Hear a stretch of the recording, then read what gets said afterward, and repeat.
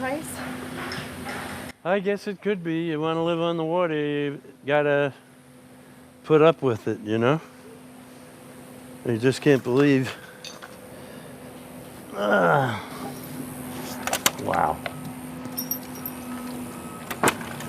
Unbelievable.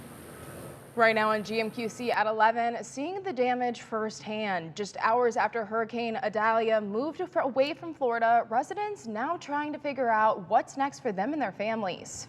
Welcome into Good Morning Quad Cities at 11. I'm Nina Burns. And I'm Charles Hart in for David Bowman. Thank you so much for joining us this morning. Well, we begin with the damage assessment from Idalia. The severe weather system is now slamming Georgia and the Carolinas after causing millions of dollars in damage along Florida's Gulf Coast. Now, at least one person has died from the storm in Georgia and 2 others in Florida. Idalia reports communities in the southeast now begin the recovery effort. Idalia, now a tropical storm, moving along the southeast coast with sustained winds of 60 miles per hour. The tropical system bringing drenching rains to the Carolinas. The storm causing catastrophic flooding in Charleston, South Carolina. The National Weather Service says the city's seawall was breached, causing flooding to overwhelm its historic downtown.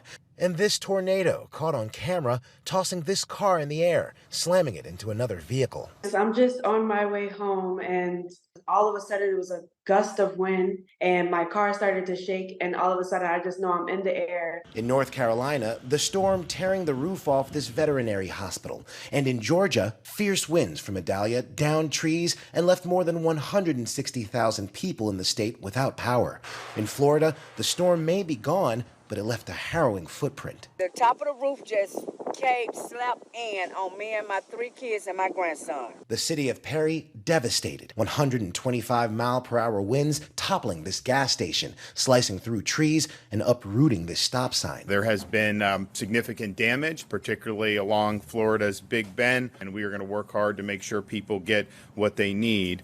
And in Crystal River, rescue crews forced to use airboats to bring families and pets to safety. President Biden promising federal support. I'm ready to mobilize that support of what they need.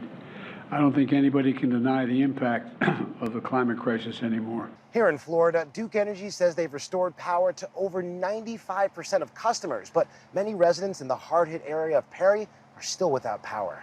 Idalia, ABC News, Tampa. Now, the effort to help Florida recover extends all the way to the Quad Cities. Impact Life says it shipped type O positive and A negative red blood cells to Florida yesterday. As a result of the emergency help, Impact Life says it will need to increase appointments to meet the needs of local hospitals starting today.